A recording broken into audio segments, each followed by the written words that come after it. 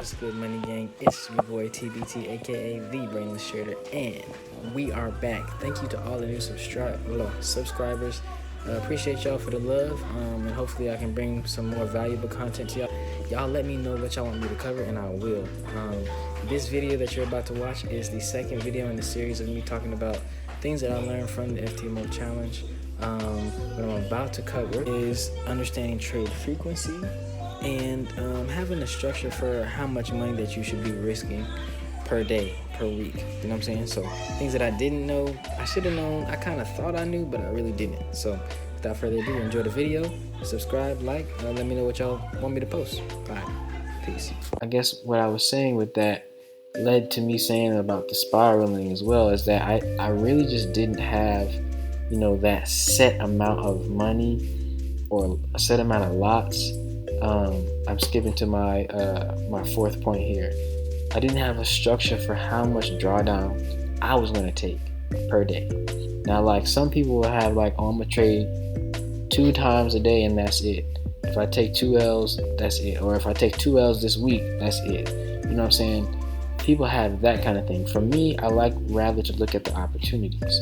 So I'd rather have a certain amount of money per days that I'm going to trade, that if I lose a certain amount of money, I should stop. And I didn't have that in place. Now I do. I set my set amount of money for me personally that I feel like this is the amount that if I haven't gotten it by then, by the fact that I've lost this amount of money, I should probably just chill because it's not going to go well for me.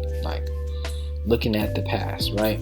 So with that said, it's very important for you to have your own structure for what is it that you're going to, what is your stopping point? Is it a certain amount of trades? Is it a certain amount of lots that you're going to use per day? Is it a certain amount of money that you're going to lose? I'm not saying that you're going to, but I'm saying in the event that you lose a certain amount of money, lot, or use a certain amount of lots or whatever, have a certain amount of trades, what are you going to do? Are you going to stop trading? Because the fact of the matter is, with psychology in these markets, when we're up, we feel invincible. When we're down, we feel like nothing's going right.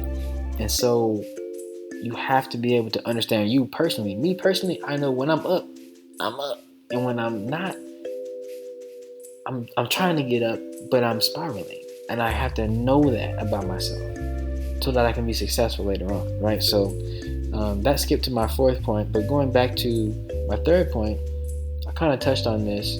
I didn't have a frequency for how many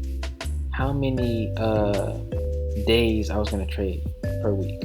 Usually I do it based off of what news is going to be on which day, right? But as I was going back and looking through my FTMO challenges, what I did notice, I'm not going to get into that because I'm going to do a separate video where I actually break down each of my analyses from the FTMO challenges, because I love how they break that stuff down. It gives you so much good information. But what I noticed was that I was more profitable on certain days. Monday was a good day for me. Tuesday was a good day for me. Thursday was a good day for me. Friday was a wild card. Wednesday, trash day for me. And I noticed that, usually, a lot of times I would say I'm going to wait Monday. I'm not going to trade. And I'm going to wait till Tuesday. Well, a lot of times Monday I would miss a nice early morning London trade. So I was like, darn. And that would set me up for being upset about it. Then moving on Tuesday, I'll be trying to get into the market. And sometimes there's just nothing there.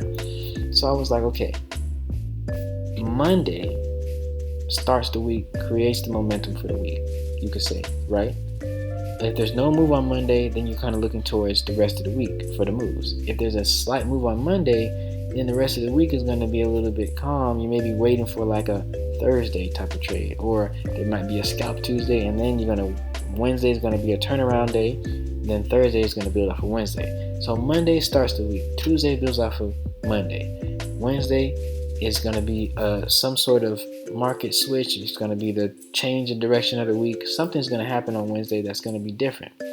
Then Thursday is going to build off of Wednesday. Friday is going to be a wild card. Either you're going to get money or you're not. So I was like, let me create a structure for myself that can say I got the green light on these days and I got the red light on these days. that'll keep me out of the market on the days that I'm mostly not profitable, and in the market on the days that I am. Simple as that. So I really just didn't have that structure built at all. I wasn't thinking like that. I was just thinking, we're taught by ICT to look at the news and look at, which days are going to have the most, volatile influx of news and stuff like that, and to kind of like use that to our advantage. But for me personally, I'm going to do that. I'm going to do what my mentor said to do, but I'm also going to understand for me personally what my psychology works best with and what days I trade best on. Because the template for the week is going to be decided. The algorithm is going to be decided, right? We have to fall in line. And if the algorithm usually tells me that I'm profitable when it's doing a certain thing on a certain day, why not listen to that, right? So that was one thing that I really felt was important, because that gives me the peace of mind, like, okay, I am trading today if I find something that I need to trade. Like, not that I need to trade, but if I find a worthy setup, I will trade today. Like, I am looking at the market today, rather than me being like, I don't know if I'm trading on Monday. Then Monday gives me the perfect setup, and I'm like, I'm not going to trade it because I don't know what's going to happen. It's the perfect setup. I should have traded it.